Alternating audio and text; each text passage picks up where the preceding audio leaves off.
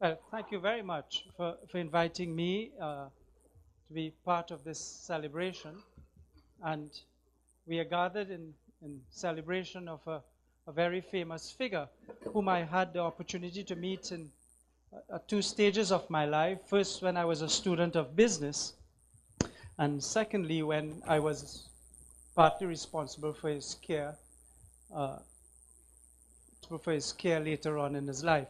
And in both circumstances, I must say how impressed I was by the dignified presence that this man held.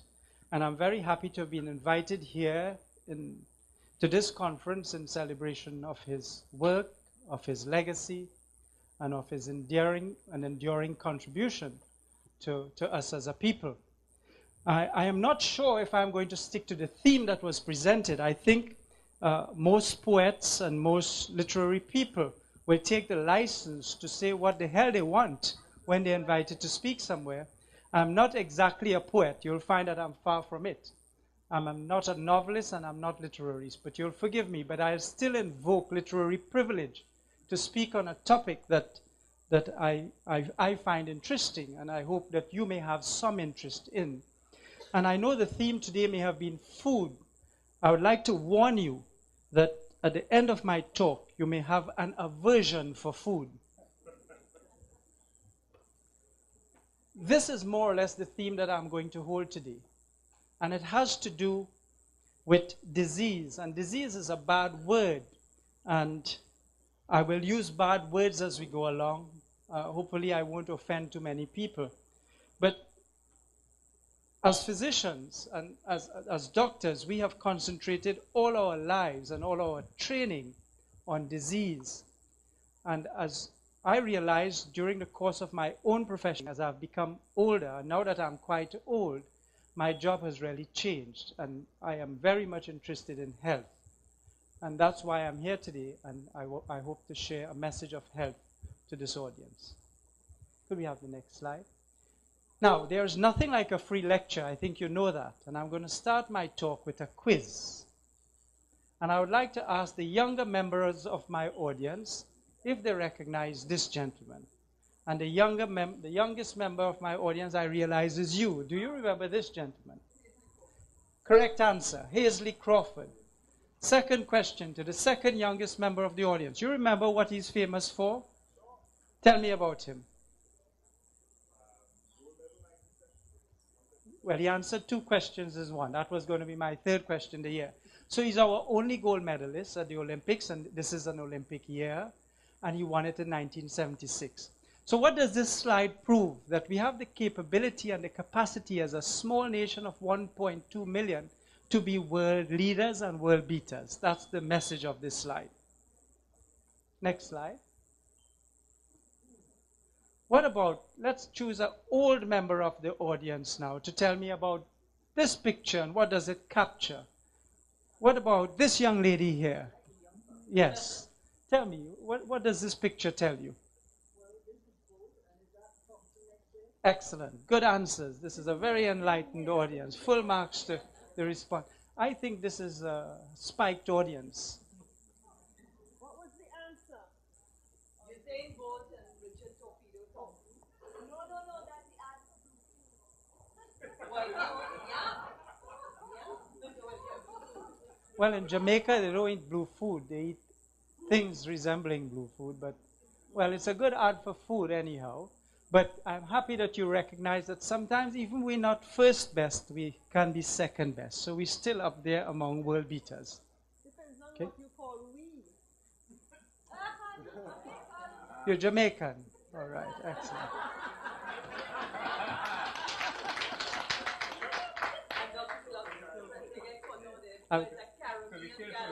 Wonderful, wonderful. Fortunately, I didn't offend Jamaica, as you will see. But I will say this. In every audience I've been to anywhere in the world, there will be a Jamaican there. Congratulations. All Jamaicans, put your hand up. Well, my hand going up to Well, welcome to our Jamaican participants and all the other foreign participants. Now, I should say that I'm going to take a very local flavor to a global problem. And I don't believe that anything I say here will be foreign or inappropriate to anyone from wherever you may have come. So my message is going to be pretty universal. Well, that's right. Could we have the other slide? Now, Lloyd was many things wrapped in one. And when I was preparing this talk, I had to find the equivalent of a Lloyd Best in medicine. And this is the closest I could come to. Anybody knows this man? Third part of the quiz. It says it, all right? So those of us who are not visually impaired can see that this is Dr. Theo Poon King.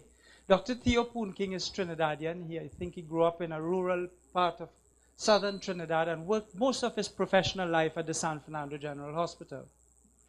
And 10 years before Hazley Crawford won his Olympic gold, this guy was already putting us at the helm of medicine in world circles. He was already describing and predicting and organizing for us a legacy in medicine, which I am fortunate to be one of the torchbearers, hopefully. The baton, to use the race, the baton has essentially been passed on to my generation. I'm not sure how adequate or how good a baton receiver I am, but that's the way I see myself now, because he has left us a rich legacy. 10 years before Hazley Crawford won his gold medal, this guy described that Trinidad was already the world leader for the prevalence of diabetes. So as early as the 1960s, Theo Poon King had discovered, hey, this small population, relatively backward country, most of whom were agrarian and working in the fields, the abandoned fields that surround us now, were already expressing a disease of development and a disease of what we would consider modern civilization. Because diabetes is rare in cultures that are primitive, or interestingly, in cultures that are war-torn, or interestingly, in cultures that have famine. So diabetes is essentially a disease of plenty. And he was telling us, as early as the 16th, when many of us in this audience would have considered ourselves poor, our parents and our relatives were already expressing a disease of development, and which now is being expressed in many other countries that are undergoing this development process. India, for example, there's going to be a barrage of problems in India as it undergoes this so-called development. So it's going to be with China. The prevalence of diabetes is going to just mushroom in those countries, and there won't be enough doctors to take care of the diabetics that are coming through. Just as you may now realize, we don't have enough doctors to take care of diabetes here. And to put this in very clear perspective, for those of you who like figures and graphs, I'll just show you what is happening here. This figure compares rates for disease in Trinidad and Tobago with our neighboring countries, including USA and Canada, the gold standard for comparison for development in the region. And you will see ischemic heart disease in red. That's people dying of heart attacks or suffering heart attacks. And strokes, CVAs or strokes in green. Those are the epitypes, the prototypes of degenerative diseases that emerges when a country undergoes development. And you will see that Trinidad, for its minute size and minute population and minute self-esteem, has a clear leadership position for both diabetes in blue, heart disease in red, and we're not too far backwards for strokes. So once again, like Hazley Crawford, we are still gold medalists. Next slide. Now, what does this figure mean? Anybody wants to interpret this for me?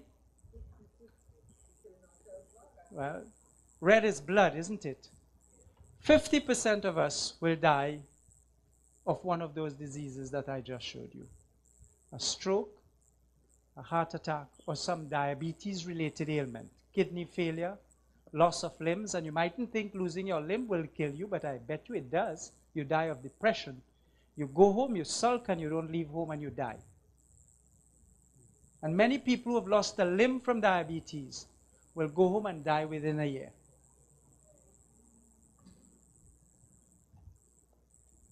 This shows you the bloody picture of how we're going to evolve. And look at the speckled pattern here. If we look at death certification, which is one way of determining how disease is impacting on outcomes, you will see that half of us are going to die cardiovascular deaths. The others are going to be killed by bandits and so on, the rate things are going. But look at this. This is the chunk that diabetes contributes to the big picture. You will see that diabetes and heart disease shown in red, diabetes in speckled and heart disease shown in red, cardiovascular disease, heart, strokes, etc., are really overlapping segments of the same disease, aren't they? In other words, if you've got diabetes, you could say you and assume you've got heart disease, and vice versa. They are flip sides of the same coin. So if I tell you you've got diabetes, you must assume you've got cardiovascular disease, and vice versa. They can be used interchangeably. They're the same currency. They're worth the same thing. Next slide. And this really is for if you don't like pie charts and graphs and so on, to understand in numbers terms what's happening. 10,000 people who die in Trinidad every year. There are about 10,000 of us who are going to die next year, just for information. There are going to be about 17,000 of us who are born. We have 17,000 births every year and about 10,000 deaths every year. And look at that. These are how many will die from heart disease and diabetes combined, as you see, half of which is going to be this combination. And then malignancy, cancers, is going to be the second most important cause as a bulk. Strokes, if you add strokes to the top, because diabetes, heart attacks, and strokes are really cousins and variants of the same disease. And then HIV, put it there for reference down at the bottom to show you in relative terms what's happening. Motor vehicle accidents and trauma is going to become an increasing part of this thing because we're becoming careless, we're aggressive on the roads, we fight with each other, we shoot each other, we steal other people's drugs and get killed in the process. It's a big problem, and you know that. So in summary, I want to tell you, and this would be one of your take-home points, diabetes and heart disease are bedfellows. They are lovers. You could really call it a fatal attraction if you wish. Now, many terms I'm going to use, and I want to sensitize you to what those terms mean so you can have understanding. And essentially, it has been said, and this has been known for many years, for hundreds of years, that when many things are occurring together, think of one underlying cause. And there's a pattern for some disease to coexist with others. And I'll give you an example. I told you already, if you heard heart disease, you must think diabetes, and you must think strokes, and you must think prostate cancer, and breast cancer, and lipid abnormalities. So if you're told your cholesterol is high, say, hey, I could also have diabetes, and likewise hypertension. So these are conditions that tend to co-segregate. They occur in conjunction with each other at a probability greater than by chance. In other words, they co-segregate. Think of Dolce and his gang. If you saw one, you'd look for the others. This is what this disease is like. There are many features all wrapped in one. So if you hear stroke, or heart attacks, or limb amputation, or renal failure, or diabetes, or heart disease, or cancers, they tend to co-segregate. They are different manifestations of the same syndrome. And what might be the common underlying feature or factor? Let's use that philosophy. When many things are occurring together, let's think of one underlying cause. Next slide. This is the underlying cause. You can read it? obesity. So obesity underlies this group of diseases. You might ask that question, what is obesity? And I think it's important for me to define it for you.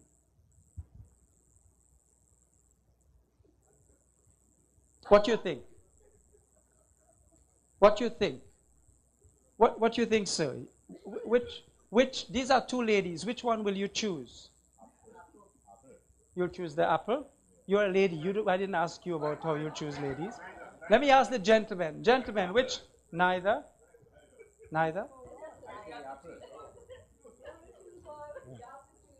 Okay. Obesity is an interesting subject. Obesity is culturally defined. So we can't look for a cultural definition. If we look for a cultural definition, we'll miss disease. So we've got to set the level at some scientifically guaranteed measure that gives us an outcome. I'll give you an example. I could be driving on the road at 100 miles an hour and I will think I'm not speeding. But the law says if I've done it against 50 miles per hour, I'm speeding, so I could be charged. So it is with obesity. If we define it culturally, we miss disease and we ignore disease. So we've had to come up with definitions of obesity, and there are many definitions. But the second point I want to make to you about obesity, apart from the fact that it's culturally influenced, is that fat is not fat is not fat. It depends. It depends on where the fat is. If this gentleman was honest, his wife is in the audience, that's why he says he's not interested in any of these ladies.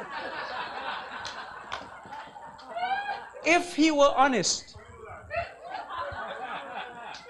he would have chosen this lady. And I'll show you why. And his wife would not have chosen this man. Next one. That's because the first lady looks like this. This is a pear, isn't it? Now that I've given it form, you're quite attracted to it, aren't you?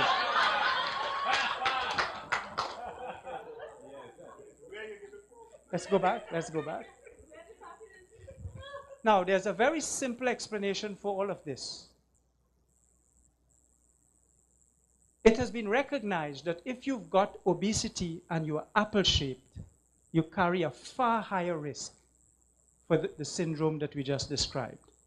In other words, the obesity that drives disease is centrally located. The obesity that's protective is pear-related. It's pear-shaped. So fat around the center of your tummy, the so-called dull belly phenomenon, is bad news. Whether you like to whine on Calypsonians or not is irrelevant. Central fat is a predictor of bad outcomes. Central fat reflects the iceberg phenomenon, where 1/10 of the fat you can feel around your tummy is a revelation that there's 9 times that amount internally, damaging organs, producing diabetes, blocking up arteries, promoting heart disease, strokes, limb loss, etc. Get the image? And we can give you a number that tells you whether you've exceeded the speed limit. I'll give you those numbers later on. So you see, if you go to Barbados, I'm giving you an example. If you go to Barbados or some of the smaller islands, Antigua and so on, a gentleman of this man's age will insist that his wife must be apple-shaped because that's culturally determined.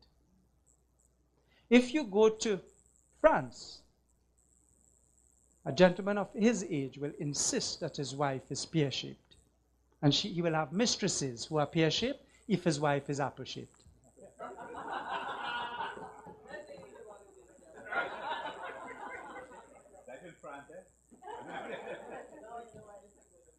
Yeah. That's a curse, that's a blessing, isn't it? Next slide. Right, I want to change the tone. So I think if I could summarize so far, you all are good at general knowledge quizzes. You know the history of athletics in the region.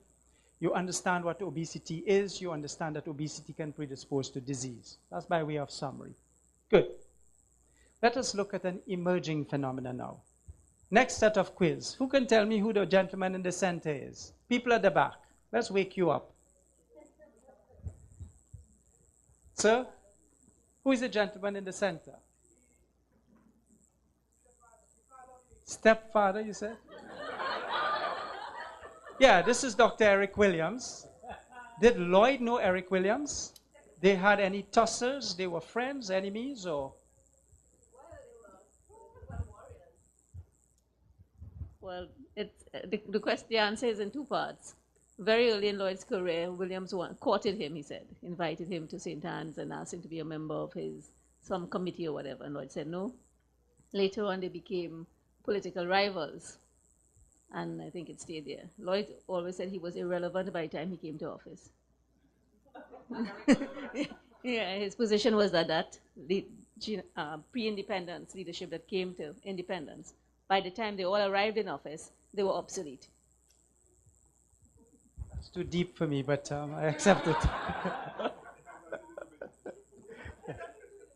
Okay, so this picture was taken about 50 years ago, about the time of independence, clearly.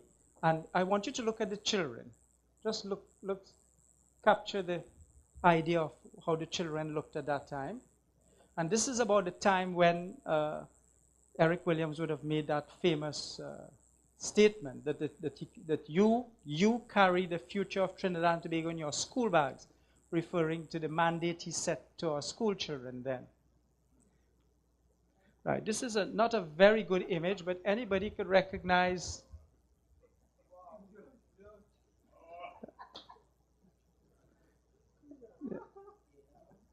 Anybody recognize that gentleman? Yeah, it looks like Mr. Manning. And if he were to chant a mantra, he should have said, "You carry the future of Trinidad and Tobago in your lunch kit." Because really, that's where the future now lies. And I say this in jest, but really, you cannot have intellectual superiority if you do not have physical superiority. The ancient Greeks understood this phenomenon very, very well. The ancient concept of the Greek gymnasium was that you went there for physical activity and that you empowered your body with the skills and the ability to be physically fit before you undertook academic training. It's quite the reverse in our institutions of academia now. If our children run in the playground, they are reprimanded for being sweaty. If our children have any inclination to be physically active, there's no opportunity in their curriculum for that. So we have reversed this well-tried out mechanism of the Greek gymnasium and overturned the principle in our quest for academic excellence. And I'm not sure if we'll achieve it, and I'll tell you why. We did a study 10 years ago, 2001, and we found that already 8.5% of our children were overweight and 2.5% obese. The definition of obesity was using a standardized formula based on what's called body mass index. If you need details about that, I'll explain. I won't go into the details.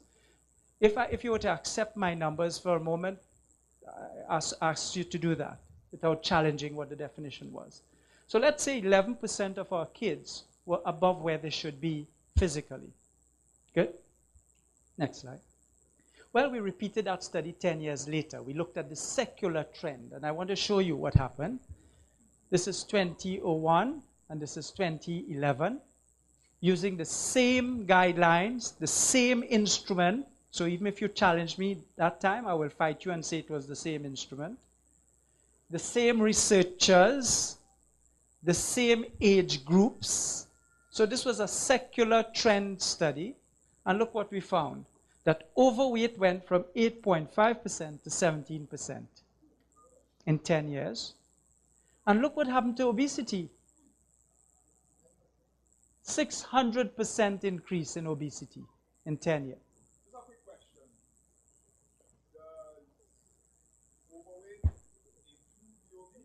Separate.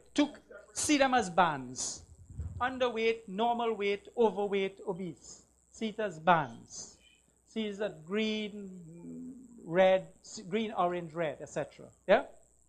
So you can add up these figures and see that 32% of our kids are fatter, chubbier than they should be. These are the very chubby. And these are the chunky chubby. And of course, yeah. You know the jub face that the silly advertisements tell you about? And this is where your job comes in. You write to the newspaper, you write to the television station and say your message is wrong. And you write to the companies doing the advertisement and say, this is unethical. This is ethically unacceptable because you do not know what the consequences of obesity are in our population. This is where you get involved. This is what social activism is about. This is where I can't do it. I have vested interest. I want people to get obese and come to me so I can get rich. You understand the difference? This is where you get involved. This is where you say this is unacceptable. Selling cigarettes to kids is unacceptable. Selling sweets to kids is unacceptable. Yep? Good.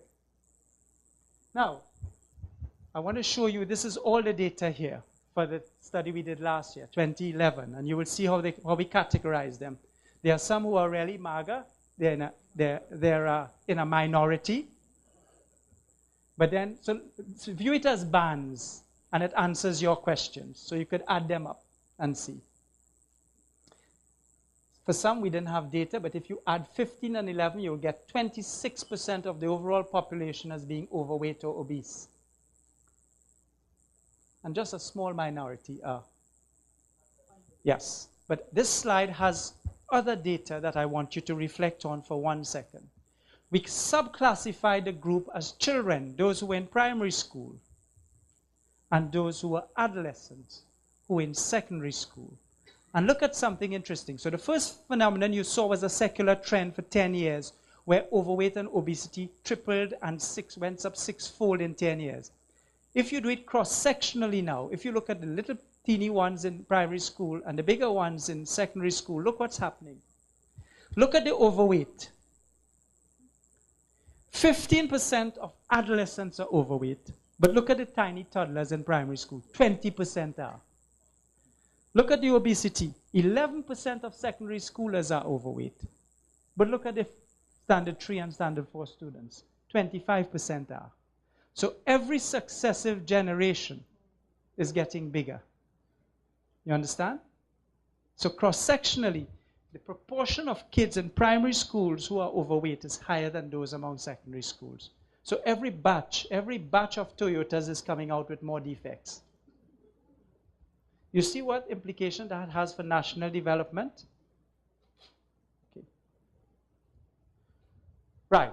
I want to introduce you to a completely different concept now. You may recognize this mark. Some of us already have it. This is an interesting physical sign. It carries a big Latin name. I won't confuse you with Latin today. Could we have the other one? And this is it in some people where it extends across the neck. So I'll give you a little rule of thumb. This is a mark that starts behind your neck and then encroaches around the neck circumferentially. So if you view it as a circle and say the first grade is 90 degrees behind, the second degrees is like a semicircle, so 180 degrees across the neck. The third grade is 270 degrees. It doesn't completely encircle the neck, but goes around 2/3 of the way. And the fourth degree is when it encircles the neck as the fourth grade. Are you with me for classification of this mark? What is this mark? Well, when a Rolls-Royce is in production line, the manufacturers put indicators for all the important functions, so that if the machine is then malfunctioning, the user will be alerted to the possibility of disaster and avert it. The sensible user will. So when nature was designing us, when God in her mercy was creating our Rolls Royces, she put a dipstick in to tell us when our oil level was in excess.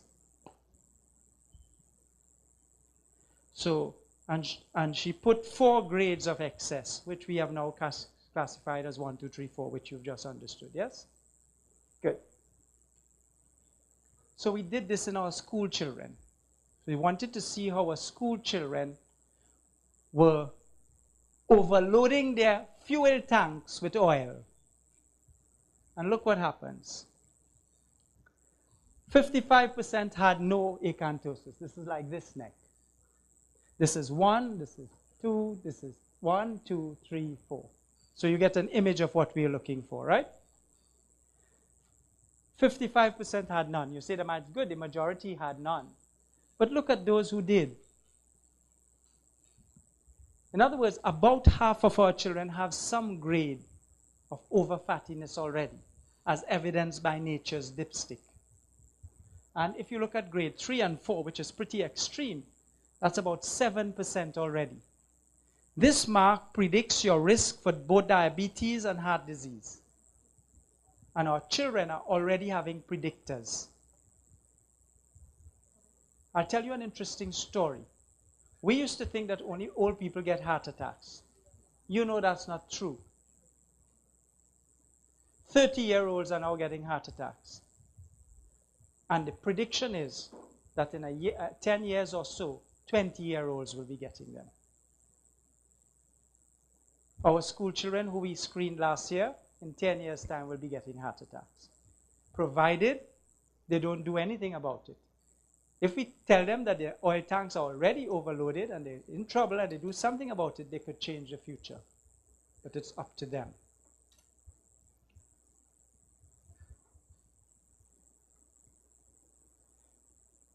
Now, you might say, so these kids have a lot of obesity and they have a lot of marks around their neck. How is that translating into real life, into disease?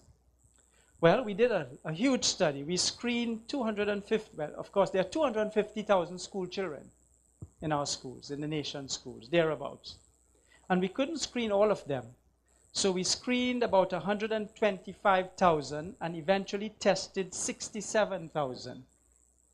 And they were kids, so we didn't want to draw blood and things from them, so we took urine and tested it for sugar. It's a crude way of testing for diabetes.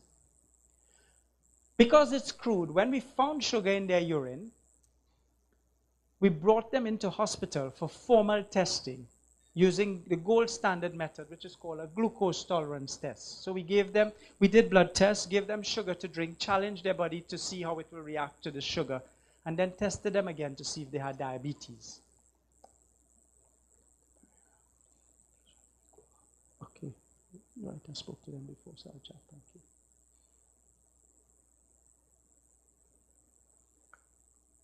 And this is what we found, that 21 of these kids had done glucose tolerance tests, and more than half of them already had diabetes. Now, you might say that's not a lot. Only 13 children with diabetes out of 67,000 screened. You might say, oh, so we wasted our time, that's not a lot. Let's get the next figure. Well, this is comparable data.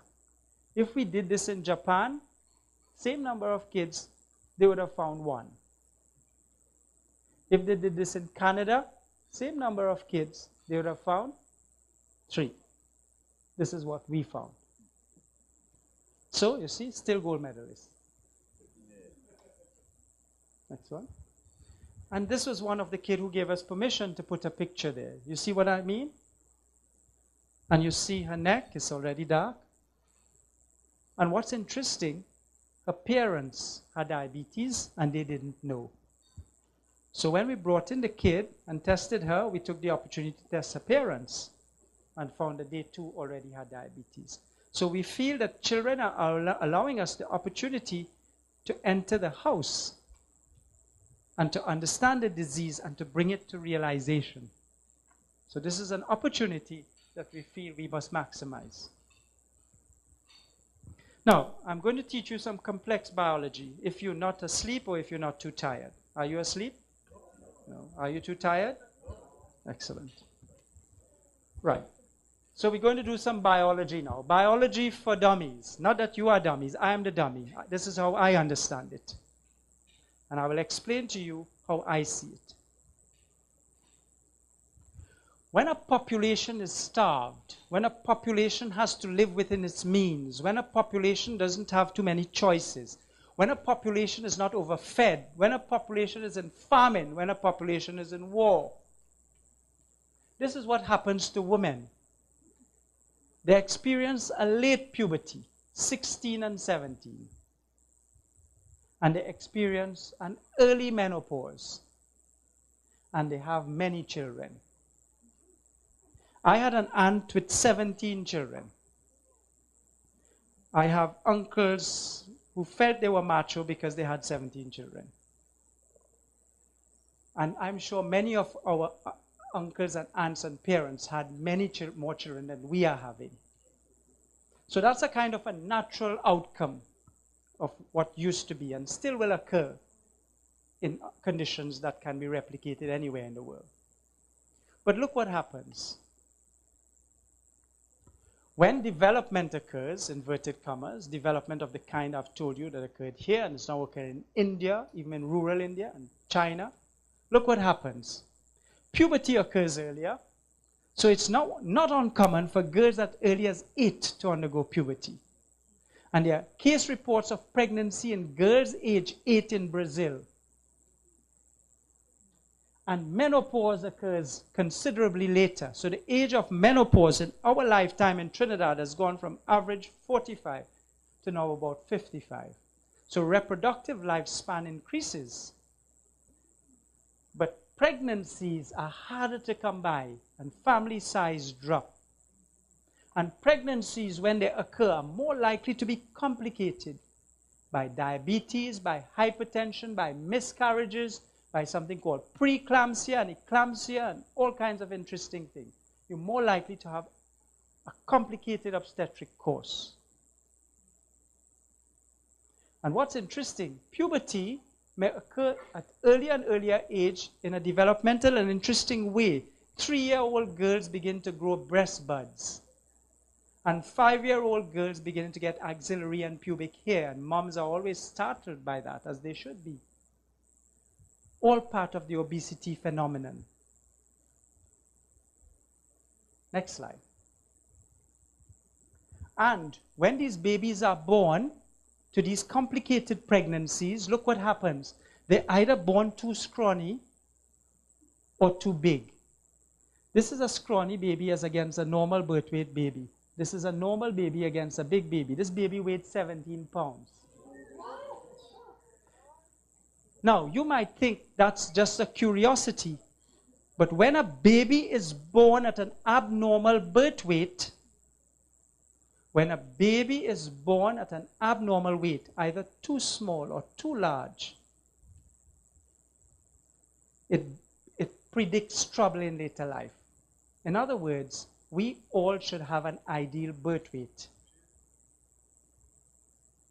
Next slide. So here is something that we could use to predict this same syndrome that I want to take you back to. If babies are born at the extreme of birth weights, it fuels the fire for more of this syndrome. So we're really cooking up a nation here for disease. Next one. And this is the vicious cycle. Because pregnancies are becoming more complicated and we're producing babies at the extremes of what's normal, it feeds back and the whole vicious cycle replicates itself. It's like it's gone viral. It's a mad storm, a vicious cycle. You will see, therefore, that if we're thinking of national development as Lloyd must have always thought and always dreamt, we've got to think about the next generation. And the most vulnerable among us are women, because diabetes and obesity is more common amongst our women folk. And they are really the production line for the next generation of Trinidadian, Tobagonians, and Jamaicans. So what are we going to do about it? I've borrowed this from somewhere, I don't remember where. Anybody knows? Okay. Couldn't remember where. But we now have the ability to predict. And that's what we as enlightened citizens must do. We must be able to predict that if you're driving fast down the road, you're going to get into trouble. We must predict that if you shoot people with guns, there are consequences of it. We must predict that if you're overweight, there are consequences to it. And we must take actions that will remedy that problem. And that's essentially my message today. All right. I think I've spoken enough. I should.